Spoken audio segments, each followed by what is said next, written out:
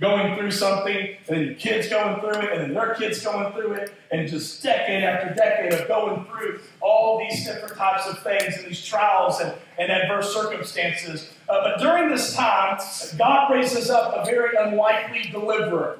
He raises up a guy named Moses. And he comes to Moses, and he speaks to Moses through a burning bush. Maybe you remember that story as well. But Moses is off hiding in an obscure place because he's lost his temper, and he actually murdered an Egyptian because he lost his temper. I know some of y'all got some anger problems, amen? But maybe not as bad as Moses, right? You didn't actually follow through and do what you were thinking you wanted to do, right?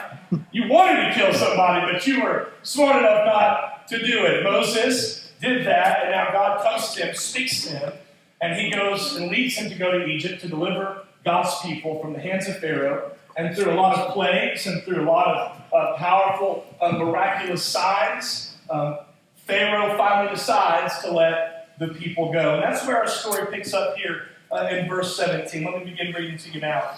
It says, when Pharaoh let the people go, God, watch this. God did not lead them on the road through the Philistine country, though that was shorter. God's not always going to take you through the easy ways in life. Amen? There was an easier way to go, but it says God led them on a different route. Watch this. Here's the reason why. For God said if they faced war, they might change their minds and return to Egypt. So God led the people around by the desert road toward the Red Sea. The Israelites went up out of Egypt ready for battle. Let's just stop right there for a moment. Moses finally has all the people on the road to freedom. A 400-year dream is coming to reality. The Israelites are finally being extradited out of the hands of out of the hands of the Egyptian people out of being enslaved. And God, instead of taking them on an easier route, God leads them to take the most difficult route possible that they could have possibly taken. Possibly. I just said possible 8 times in one sentence. I think that was the record. Excuse me. But instead of God taking them the easy way, what does God do? He takes them through this process where he's stretching them, and because if God didn't stretch them, they wouldn't be strong enough for the battle that awaited them. So God said, if you go the easy way, you're going to get there faster, but there are going to be some battles that you're going to have to fight in the promised land that you're not going to have the strength to fight if I don't take you through this difficult route where you will be stretched. But the more you are stretched by God, the stronger you will become. And so God says, you got to go through this process. I'm going to stretch you through a process. You're not ready to fight these battles, so I got to take you through some things. I've got to shape you. I've got to mold you so you'll be equipped and prepared for what your future holds. And a lot of times, that's how God works, isn't it? He takes us through things before he takes us to things. Are y'all with me this morning? He takes you through a process before he brings you to your destiny. And I want to talk a little bit about that today because I think it fits our series, Stretch Marks, perfectly. And I've got one major statement that I want to give you today. And if you don't get anything else, just try to get this. You can write this down. You can get... chisel it in your arm if you have to. I don't care. Write it in blood. I don't care. You got to do something. Just get this down or just memorize this statement. Here it is. To get to the place that God is taking you to, I must embrace the process he is taking me through. God is taking you to a place, but in order for you to walk in victory in your destiny, you've got to be willing to embrace the process you're in right now. Let me say it to you like this. The process stretches you to give you the strength to sustain you in your destiny. Oh, my Lord, have mercy. It took me 2 weeks to come up with that right there. Y'all better like it. And so if I don't receive the strength and the stretch right now, I'm going to fall on my face when I get to where I'm going. Are y'all with me this morning? So to get to it, you've got to go through it. This is how they say it in the gym. If it don't hurt, it don't work. Amen? It's a process. You want to lose weight. You want to get chiseled for the summer and for the beach. It's not going to happen overnight, amen? It's going to be a process. For me, it's like a 5-year-long process to lose 2 pounds. Hey, can I get a witness in this church today? I'm on a 5-year, 2-pound plan. Come holler at me if you want some advice. Can't lose weight and get in shape without exercising. Many times we love the promise, but we hate the process. Touch your neighbor and say it's a process. It's a process. And God will teach you a lot more along the way to where He is taking you to than He will teach you when you finally arrive there. It's the process that teaches us the most. And we see examples of this all throughout Scripture. We see this in the life of the Israelites before they conquered the Promised Land. They had to make a lot of sacrifices along the way. There was a lot of give and take in their relationship with God and following God. And they wandered around in the desert, some of them for their entire lives. All the battles they had to fight, some that were lost, some that were won, before they were ever even able to finally settle in the land that God had promised them. You see, between the promise and the payoff, there is a process.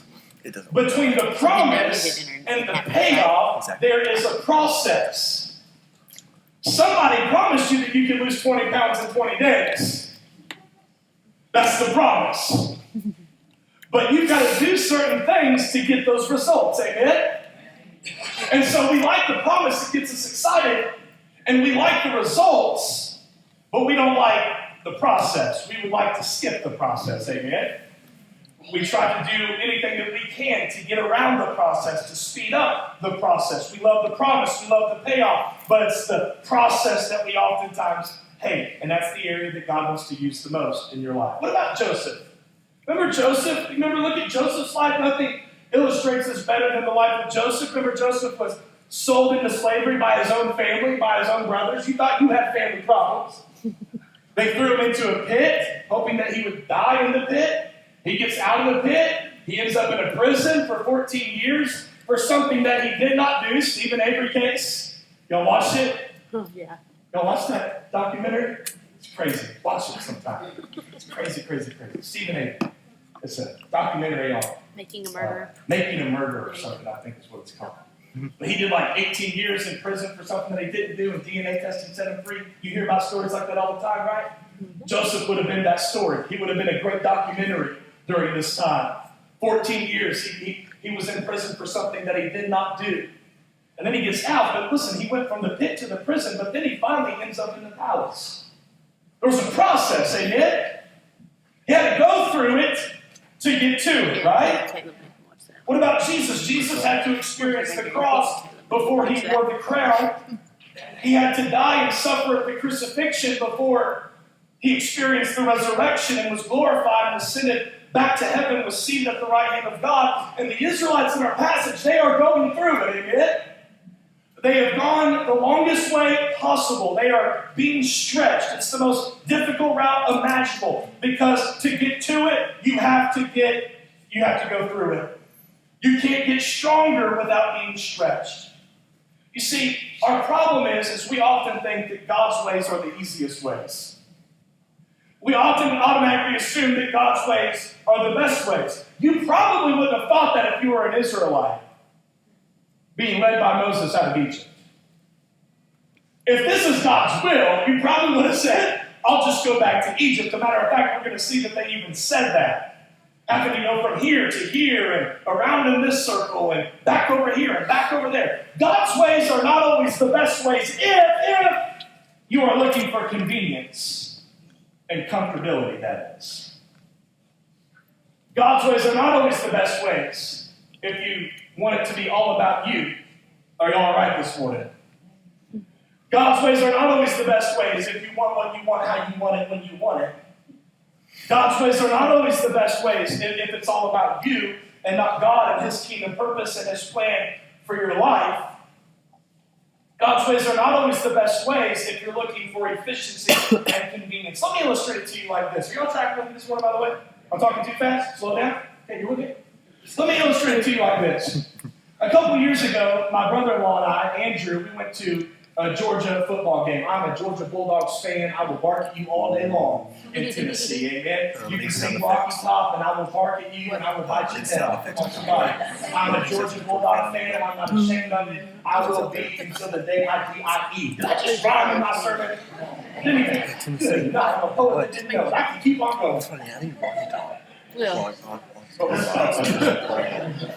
Somebody's going to break out and sing Rocky Top in a second. Don't do it. Don't do it. I'll have security escort you out of this place in a matter of seconds. You forget where you are, boy. But anyways, we go to the final regular season game, and it's between the hedges. It's in Athens, and we're playing Georgia Tech, and I'm thinking that we're going to get this win. And this, listen, we end up giving the game away, and we end up losing it in overtime. And here it is 2 years later, and I'm still sick to my stomach right now, even telling you about this story. Because this day that was supposed to be a great day where I spent all this money on these great tickets, it ended up becoming the ultimate day of hell for me. Y'all know what I'm talking about? You wake up, you think, so the baby just said yes. Yes! First word the baby's ever said, but that's good. Communicating back to the preacher, that's a good thing. And so it starts out, we're on the way to the game, and I get a flat tire on the way to the game. So I have to change the tire. My brother-in-law, he doesn't know how to change the tire, so I'm having to change the tire. He sits in the car while I'm jacking up the car. That's how I used to see it. And so we get the tire change, we get to the game barely on time. We end up losing the game in overtime. It was just a terrible experience. And then we're leaving the stadium, and traffic's always bad in Athens. It's always bad in any game whenever you're leaving, but it's even worse in Athens. And so I'm trying to find the shortest route. I'm talking to Siri. She's talking to me, and I'm talking to her, and we're having an argument about which way would be the best way, and she's showing me like 5 routes, and she's flipping out because of all the traffic. And I told Andrew, I said, I think I found the best route. This is the shortest way. And he said, Kenny, I was here about 4 weeks ago, and there's this other way that we can take. It's longer. This is what he said. It's longer, but it's faster. Yep. And automatically I thought to myself, this kid has lost his mind. It's longer. But it's faster. I said, no, you don't understand. I can bob and beep, and I'm good at traffic, and I'm going to get us through. We're gonna take this other route that I found, this shorter route. It's going to be a better route. My better route ended up being the worst route. The 3.5-hour drive turned into a 6.5-hour drive. I'm not exaggerating the least bit. We finally get out of all the traffic, and we're about an hour down the road, and we hit a wreck on the interstate. And we were sitting in traffic for 2.5 hours. Bumper to bumper, not even moving. So my route ended up being the worst route. It was the shortest route, but it ended up being the longest route. Are y'all with me this morning? And this is the point that I'm trying to make, because sometimes you got to be willing to go a little bit further in your life. Are y'all with me?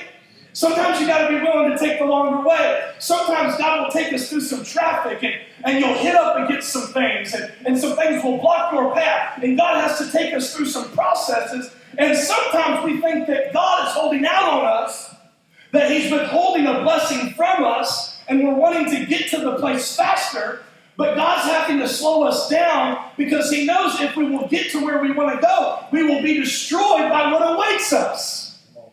So He's got to take us through something to strengthen us, to prepare us for the blessing that He has for us. So God says, I know the shortest way is through the land of the Philistines.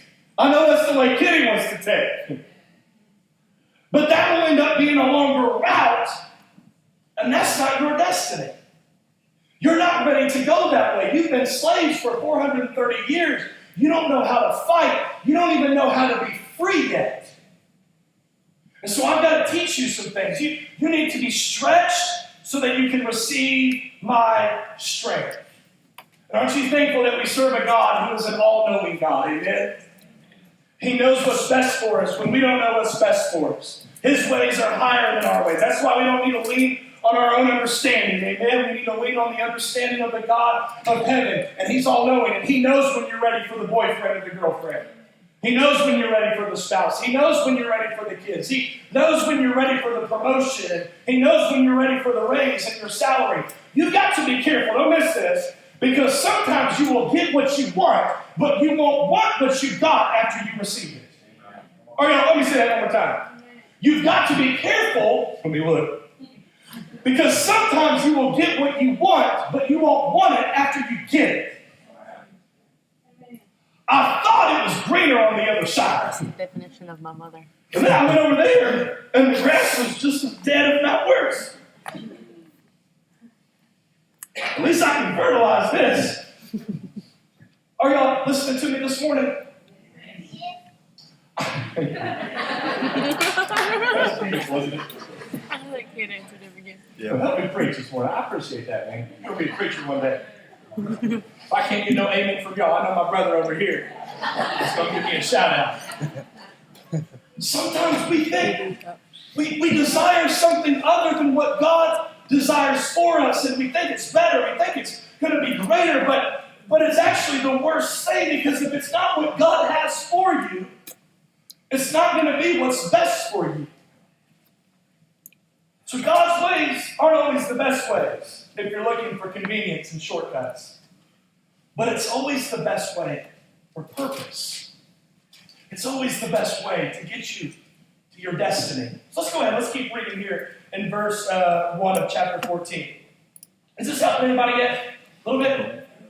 It says, "And the Lord said to Moses, tell the Israelites to turn back and encamp near Pi-hahiroth, between Migdol and the sea. They are to encamp by the sea directly opposite of Baal-zephon. Pharaoh will think," watch this, "the Israelites are running around the land in confusion, hemmed in by the desert. And I will harden Pharaoh's heart, and he will pursue them. Watch this. But I will gain glory for myself through Pharaoh and all his army, and the Egyptians will know that I am the Lord." So the Israelites did this. When the king of Egypt was told that the people had fled, Pharaoh and his officials changed their minds about them and said, "What have we done? Let the Israelites go. We washed their services." So he had his chariot made ready and took his army with him. He took 600 of the best chariots, along with all the other chariots of Egypt, with officers over all of them. The Lord hardened the heart of Pharaoh, king of Egypt, so that he pursued the Israelites who were marching out boldly. The Egyptians, all Pharaoh's horses and chariots, horsemen and troops, pursued the Israelites and overtook them as they camped by the sea near Pi-hahiroth, opposite of Baal-zephon. As Pharaoh approached, the Israelites looked up. Touch your neighbor and say, "They looked up." Looked up. And there were the Egyptians marching after them. They were terrified and cried out to the Lord. They said to Moses, "Was it because there were no graves in Egypt?" Watch this. Anytime you step out on faith, there's going to be some doubts. "Was it because there were no graves in Egypt that you brought us to the desert to die? What have you done to us by bringing us out of Egypt? Didn't we say to you in Egypt, 'Leave us alone. Let us serve the Egyptians'? It would have been better," watch this, "for us to serve the Egyptians than to die in the desert." Let's just stop here for a second and let's look at this. Because there will come a time in your life after God has delivered you out of slavery, He's delivered you out of sin, where you will look up and you will see something that you thought God delivered you from, but it's coming back at you with greater force and greater speed than ever before. And it's coming after you, it's chasing after you, and it can be very scary. It can be very frightening. So we got to be careful not to look at the Israelites all condemningly and judgmentally.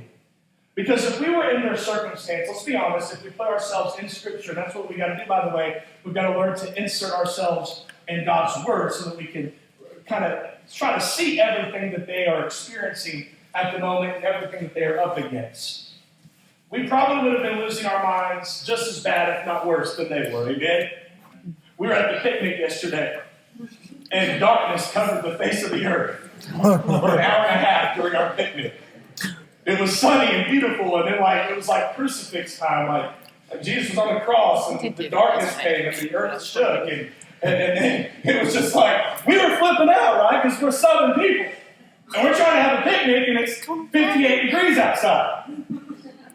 Everybody from up north was loving it. They're like, "This is great." They're like in their swimming trunks, ready to have a good time. But we Southerners were struggling, weren't we? We were having a hard time. And then as soon as the picnic was over, it was like Resurrection Sunday. It was shining, the sun was bright, it was just great. I don't know what that was all about. We lose our minds over a lot less, amen? We attack leadership over a lot less. We have the tendency to want to whine and complain, just like the Israelites, so we have to be careful not to judge them too harshly. We have to really consider what they are up against. We know the end of the story. We know that God's going to come through in the nick of time, and He's going to part the Red Sea, and everything's going to be great, and it's going to be a happy ending. But they don't know that at the time, do they? All they know is that the most powerful military force in the world is coming after them with everything that they have. And the Bible says that the Egyptians had overtook the Israelites. That literally means that they were facing imminent death. They're in a scary situation. Everything is coming against them. There's no way possible, unless God intervenes, that they're going to come out of this thing alive. They are hopeless and they are desperate. Have you ever been there before? Hopeless and desperate, and they need a miracle in their life. So here they are. Can you see them? They're moving towards freedom, but they make the mistake of looking back. And when they look back, they see something approaching them in the distance that scares them to death. And they begin to doubt. They begin to ask questions. They begin to say, hey, maybe we would have been better off in Egypt. And if you've yet to experience something like that in your life, you're probably not living a life of faith. If you've yet to experience something like that, you're probably not following God close enough. If you're so comfortable in your walk with God, if it's so complacent where you are so comfortable that you never get scared or you never attempt to do anything bigger than yourself, then you've yet to step out on bold faith in a powerful God. If what you're doing for God isn't stretching you a little bit, if it's not straightening you a little bit, you're probably not following Him close enough.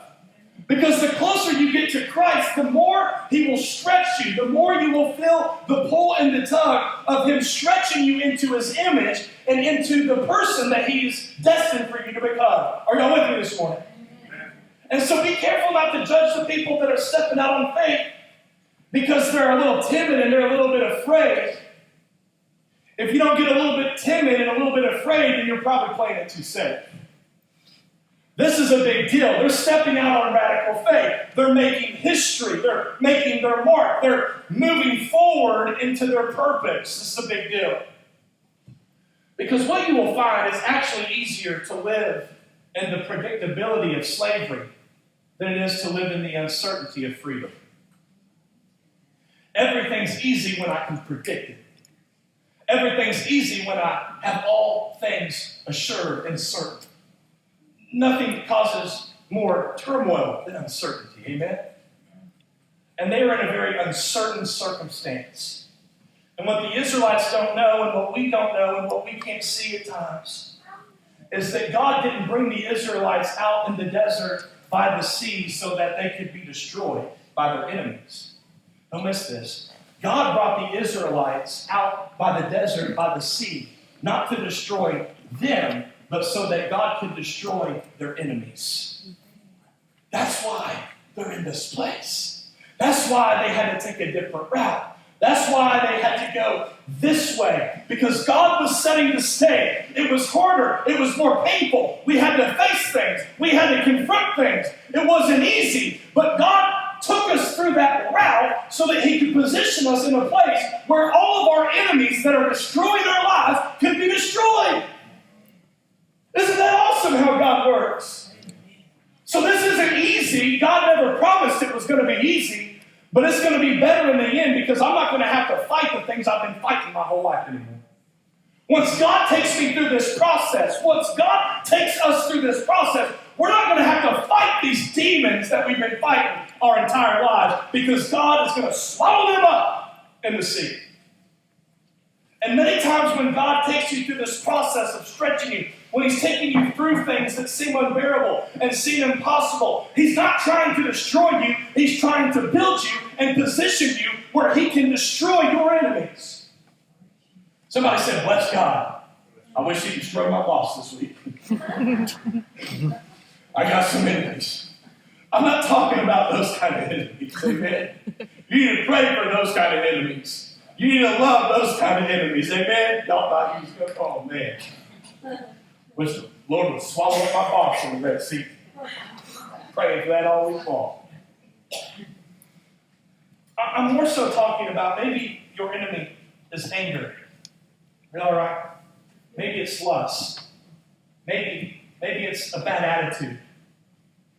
Maybe it's an immoral relationship. Maybe it's internet pornography. Maybe it's bitterness, something that was done to you. God wants you to know today that none of those enemies that are coming against you stand a chance when God is at the center of your focus, at the center of your life. And God takes us through these things in life to bring us to a place where we will finally trust in Him and cling to Him and lean on Him to fight and win the battles that are raging in our lives. So God's luring His enemies, their enemies, in so that He can destroy them in a way that would bring maximum glory to God. The Israelites, they're complaining, and we would have been complaining too. They're complaining against Moses. They think they're about to die a violent death. You'd be upset too, amen? And they begin to think that they were better off in Egypt. We were better off in slavery. We had it better back then. And listen, there will come a time in your life as a follower of Christ where you will think, or at least maybe even want, your life before you met Christ. And I know this is church, and we're not even supposed to talk about this, right? Because we're never supposed to talk about the things that people may look down on us for, you know? We're supposed to be perfect and great. And you're going to sit there thinking, I'm perfect, and I never thought that in my life, and I never will. Well, let me talk to the real people while you polish your halo to the side, okay? Is that all right? Oh, come on. Because the reality is, listen, this happens in business. You're honoring God in your job and your career, and you're not cutting corners, but you've got somebody over here that's got this cutthroat mentality, and so they start cutting corners, and they start lacking integrity, and they get the promotion. And you start thinking, maybe if I wasn't living for God, I could live that way. Are y'all all right this morning? Maybe you're single, and you're like, I'm really trying to rely on God to be my matchmaker and to connect me, amen? And you're trying to honor God, but it's getting late. You hear the chariots coming, amen? And they're getting closer, and you don't know how much start you let. Hey, maybe I'll start going to the clubs. Maybe I'll start going to the bars, and then I can find somebody. Let me help God out a little bit. I'm trying to stay pure. I'm waiting on the right person, but I've been waiting so long, so I've got some doubts. You see, they're whining against Moses, but what are they doing? They are really questioning God. That's what they're doing. It's really between them and God, not between them and Moses. And we begin to blame other people, and we complain towards other people in our lives, but in our heart, we are really questioning God. And we're wondering if we'd be better off without Jesus. And you're kind of getting to a breaking point. Forget God, forget all this. I'm tired of fighting. I'm just tired. I'm weary. I'm worn out. I can't fight the fight anymore. I'm just going to forget God. I'm going to forget this whole thing. Have you ever been there before, church? Can we be honest today? And the reason why we feel this way, and the reason why we think that we'd be better off in our own Egypt, is because we're falling for a lie and a trap and a trick from Satan. We can be free. We can be in the promised land. We can live this abundant life that's full of joy and peace and victory, but we're wanting to go back and be slaves in Egypt. We want to go back to the drug and be in bondage and go back to the pornography and go back and live this fantasy life. It's a lie, church. It's a trap. It's a trick. It's a deception. And I hope that today you just not fall for the trick.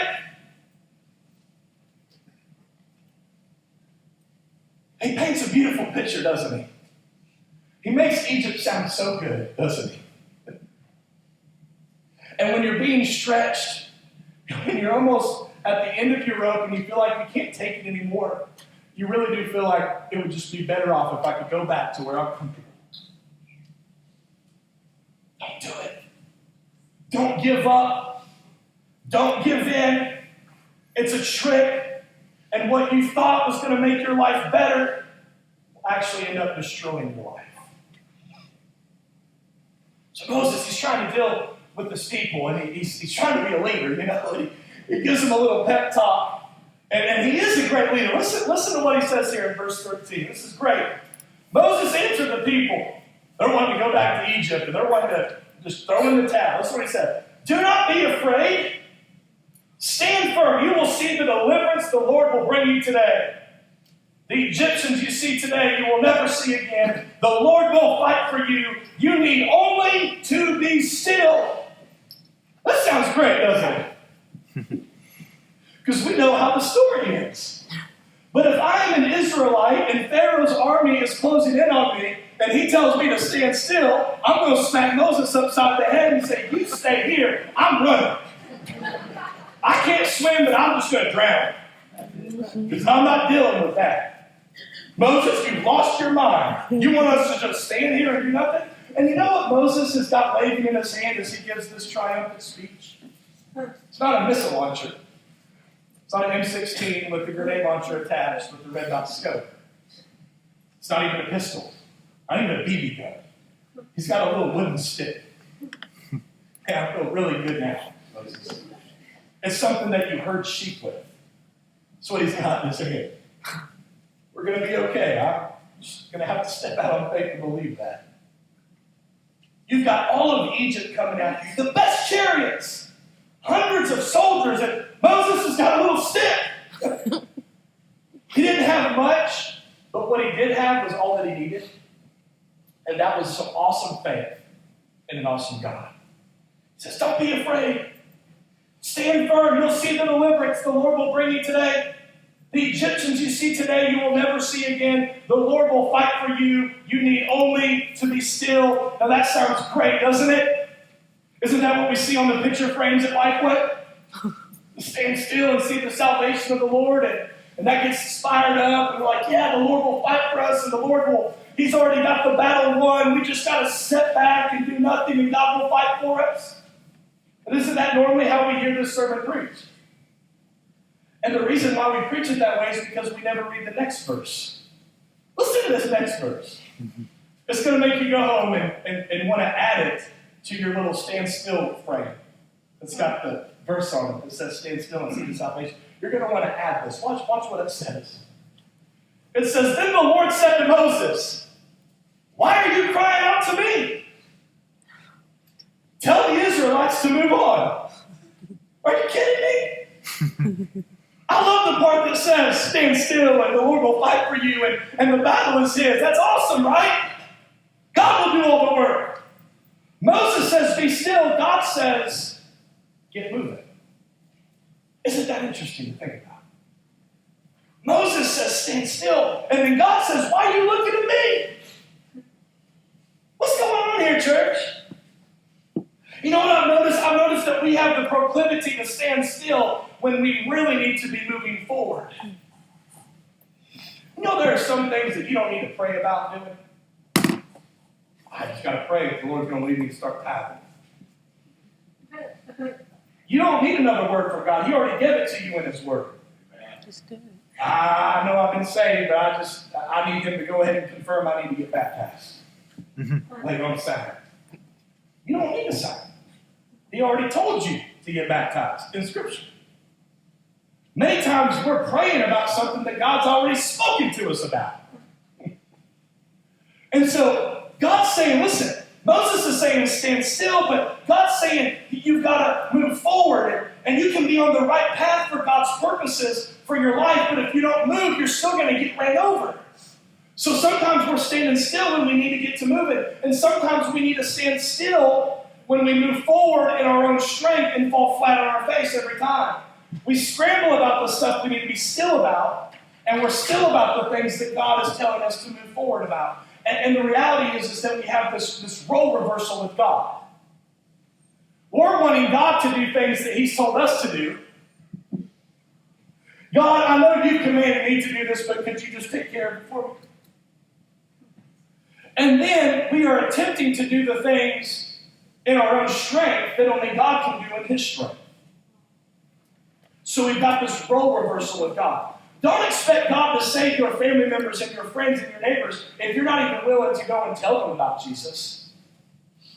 Don't think that God's going to save your family if you're not even willing to open up the Word with them and pray with them. Don't fix your marriage and fix everything that's wrong in your family if you're not willing to work with it and work through it. Don't get mad at God because you want to lose some weight before summertime, but you don't want to go to the gym and you don't want to give up the strawberry shake. You thought it was okay because it's got fruit in it. But it's not. What kid, I thought you were going to die while you slurping down that strawberry shake. Now that blueberry juice pop. It's got fruit in it. I want to fruit that. Dang it. Or grape, whatever the blue one is. I think Don't get mad because you're not getting the results if you're not willing to put in the work. And then so we got to get moving in some things. We gotta quit standing still. We've been standing still for far too long. We got to get moving. It's time to do something. But you don't need to just do anything. Like, okay, I'll get to moving. I'll do something. Our biggest problem is a lot of the times we're doing something, but we're moving in the wrong direction. And so we need to get moving, but we need to get moving in the right direction. Moving in obedience. Moving into the will of God. Are y'all with me this morning? I think Moses was right. And of course, God's right too. God's not wrong ever, is he? I think you can do both at the same time. I think you can stand still and move forward at the same time. I know that sounds crazy. But I think you can stand still on the inside, don't miss this, and have the peace of God while at the same time making progress on the outside. So I'm going to stand still and I'm going to believe God for what he can do and I'm going to see his power in my life, but I'm also going to start taking some steps and doing what I can do at the same time. And when those two things intersect, your miracle is going to be manifested. Because God wants you to take the first step. So we stand still to see God's deliverance. It means I am believing God through this. Whatever this is for you today, I'm believing God through this because if God doesn't intervene, nothing's going to happen and nothing is going to change. But my faith is not a dead faith, so I'm going to start moving in the right direction. So I'm standing still in my focus, but I am moving forward in my faith. And we have to make the decision to rather be headed toward freedom and uncertainty, to be headed toward freedom and uncertain about the future, than to be stuck in slavery, even with the predictability and the comfort that it brings. So the Israelites, they're desperate. Can you see their desperation? They have no place to go. The army is behind them. The sea is in front of them. We've all been in a circumstance where we have felt boxed in, where we have felt trapped, and that's where they are right now. That's where our story picks up in verse 16. And I saved the best for last. This is like the climax. This is like the crescendo, amen, of the song. And it's going to get really good. Slap your neighbor and say, it's about to get good. It's about to get good. It's about to get good. It's getting good. Somebody didn't have a neighbor. Holy Spirit, Jesus is beside you. Don't slap the Holy Spirit. Oh, no. Joking. Haha, it's funny. Where's my sympathy laugh guy?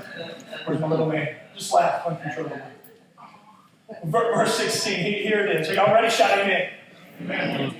He says, raise your staff and stretch out your hand. Stretch. What are we talking about in this series? The strength is in the stretch. He says, raise your staff and stretch out your hand over the sea to divide the water so that the Israelites can go through the sea on dry ground.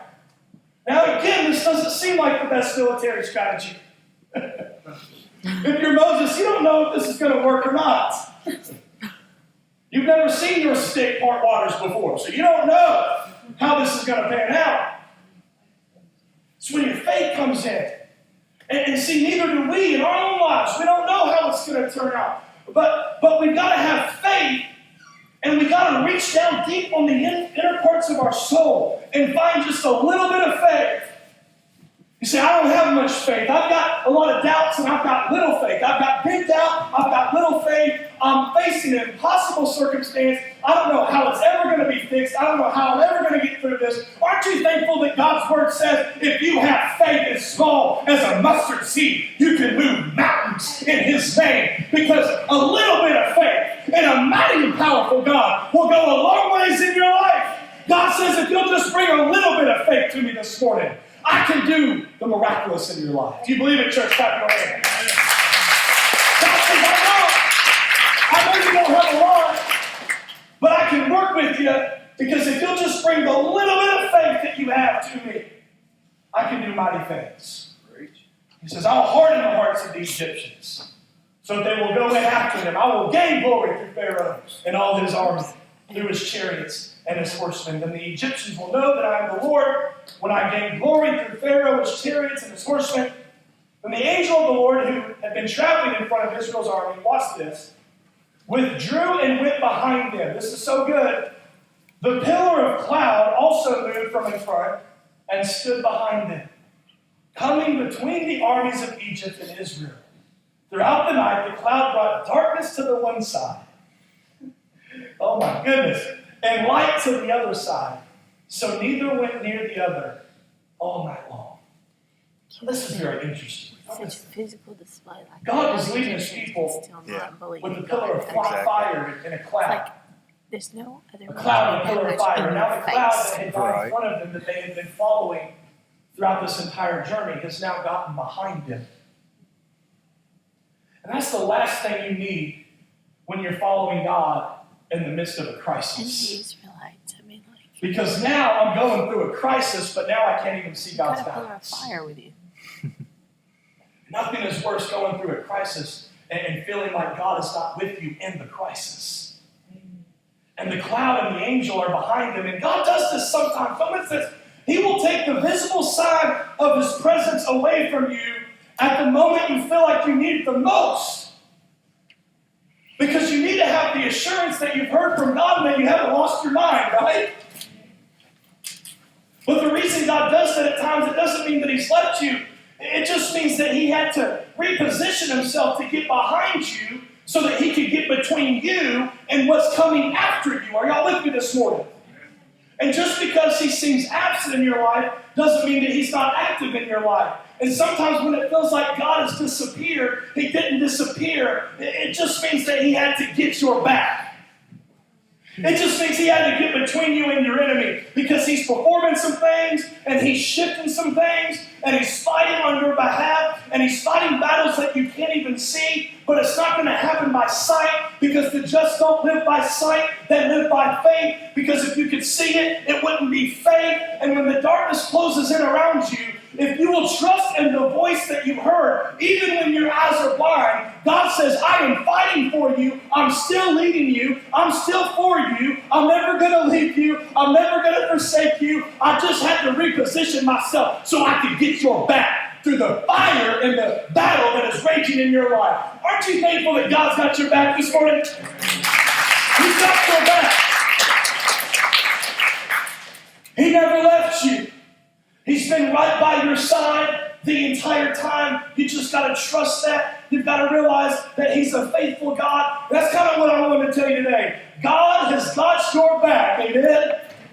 He's already gone before you. His presence is a shield around you, and He already made a way where it seems there's not any way, and He's got your back. He's got you covered. I know it feels like everything's coming against you and nothing's going to work out, but God sent me to this church today to remind you of His faithfulness and His greatness, and if He started a work in you, He's faithful to complete it in your life. Amen. You just got to trust in Him. You just got to cling to Him. Even though I can't see Him, I'm still going to trust Him. Got your back. Then Moses stretched out his hand over the sea. And all that night the Lord drove the sea back with a strong east wind and turned it into dry land. And the waters were divided. Isn't this great, church? And the Israelites went through the sea on dry ground with the wall of water on their right and on their left. Verse 30. That day the Lord saved Israel from the hands of the Egyptians. And Israel saw the Egyptians lying dead on the shore. See, now they're seeing again. Aren't you thankful that when you can't see and God's guidance isn't visible in the crisis, when you push through and you trust Him and you believe in Him anyways, and then you get to the other side of the sea, you get to the other side of your struggle, and then you start seeing the victories that He gave you. You start seeing the things that He did. You know, we talked several weeks ago about when you look back, there are only some things that you can see that God has done in your life by looking back. So God did the impossible, amen? I don't know what you're facing today. You may be in the midst of an impossible situation. Stress, anxiety, pain may be overwhelming you today. But I do know this. God loves making the impossible possible. He does. God majors in making the impossible possible. There's nothing too great for Him. And if you think about it, if they would have never taken this route, if they had never went through this process, if they had never gone through what they had gone through, they would have missed out on the miracle. I think it's crazy that a lot of the miracles that we see in the Bible always came in the most painful times. So God comes through in your pain and He gives you what you can never give yourself and does what you can never do on your own. And He breaks through. He loves making the impossible possible. You've got the choice right now in this moment. You've got the choice. Am I going to trust in God or am I going to trust in myself? Am I going to go back to Egypt or am I going to move forward in my destiny? And here's the thing, church. Today, right now, can be a defining moment for your life. Not next week, not next month, not next year. Right now can be a defining moment in your life. Right now you can experience your breakthrough. If God can do this for Him at the Red Sea, there's nothing God can't do in your life today. Amen, church? And it's all for His glory. He's been setting the stage. He's been working behind the scenes. Through the pain, through the hurt, He's been positioning things to receive glory in your life. If you keep reading, you'll see that they start praising God after the victory. It's easy to sing praises to God after the victory, amen? But I wonder if there's anybody in this church that's radical enough this morning to say, I'm not going to praise Him after I get the healing. I'm not going to praise Him after it's restored. I'm not going to praise Him after my son and daughter give their life to Christ. I'm going to go ahead and praise Him right now. I'm going to go ahead and lift my voice to heaven.